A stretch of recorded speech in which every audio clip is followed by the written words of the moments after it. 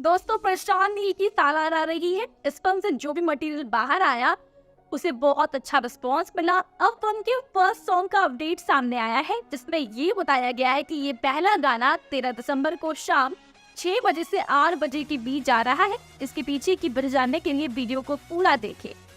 लोगों का मानना है कि सालार का पहला गाना माँ पर बेस्ड होगा या फिर दोस्ती पर।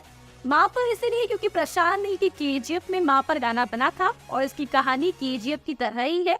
और दोस्ती इसलिए क्योंकि सालार दो दोस्तों देवा और वर्धा की कहानी है, जिसे प्रभास और पृथ्वीराज निभा रहे हैं। फिल्म से पहला गाना लिरिकल वीडियो होगी। इसके पीछे सिर्फ एक स्ट्रैटेजी है, फिल्म की कहानी को छुपाए रखना।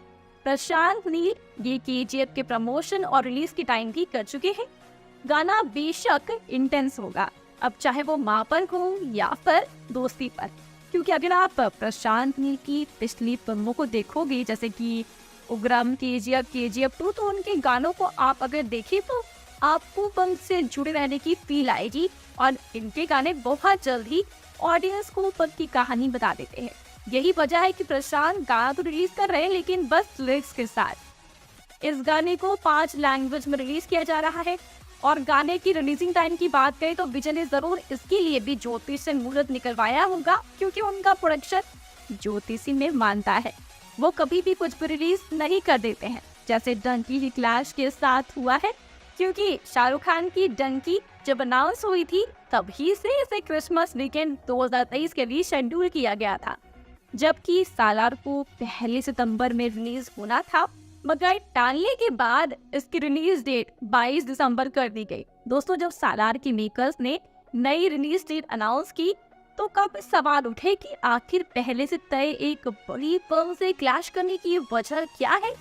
अब प्रोड्यूसर विजय किरंदोर ने बताया कि क्लैश में पड़ने की असली वजह क्या थी। सालार के मेकर्स ने 28 सितंबर की डेट से फिल्म को आगे खिसकाते हुए कहा कि अभी वीएफएक्स का बहुत काम बाकी है, इसलिए तयशुदा डेट पर यह फिल्म रिलीज नहीं होगी। अब इंटरव्यू में बात करते हुए होमवाले फिल्म्स के विजय किरंदोर ने कहा कि फिल्म टालने की वजह तो वीएफएक्स था, लेकिन डंकी के साथ डायरेक्ट टक्कर में आने का इरादा नहीं किया गया था। उन्होंने बताया, हमने सितंबर 2023 से मई 2024 तक नई डेट्स देखनी शुरू की। हमें जो डेट फायदेमंद लगी और जिसमें लंबा वीकेंड था, वो 22 दिसंबर थी। हालांकि इसी डेट पर एक बॉलीवुड फिल्म और दूसरी भाषाओं की फिल्में रिलीज हो रही थी। हमने एनालाइज किया थी 22 दिसंबर से 1 जनवरी तक 10 दिन का हॉलीडे पीरियड है। इस समय लोग बड़ी संख्या में थिएटर से पहुंचेंगे। इस तरह हमने सालार के लिए 22 दिसंबर की डेट लॉक की। विजय ने बताया कि पोंगल पर फिल्म रिलीज करने का आइडिया इसलिए सही नहीं था, क्योंकि इस समय तेलुगु और तमिल में फिल्मों की भीड़ रहती है। आगे बात करते हुए विजय ने माना कि उनका प्रोडक्शन हाउस ज्योतिष में बहुत विश्वास रखता है और इस लिहाज से भी 22 दिसंबर तक एक अच्छी डेट थी। उन्होंने कहा, हाँ, हमने अपने विश्वास के आधार पर डेट अनाउंस की। हम कुछ बातों में बहुत विश्वास करते हैं। पिछले 10 से 12 सालों से हम इसी तरह की डेट्स अनाउंस करते हैं और आगे भी करते रहेंगे। विजय ने कहा, इसी वजह से उन्होंने 21 दिसंबर को आ रही डंकी और हॉलीवुड फिल्म एक्वामैन को मैच करने की बजाय अपनी फिल्म को एक दिन आगे ही रखा। इसलिए फर्स्ट सॉन्ग भी किसी अच्छे समय रिलीज होगा। और इनके पिछले रिलीज को देखें तो शाम के 6 बजे से 8 बजे का समय इनका अच्छा सेलेक्टेड टाइम है।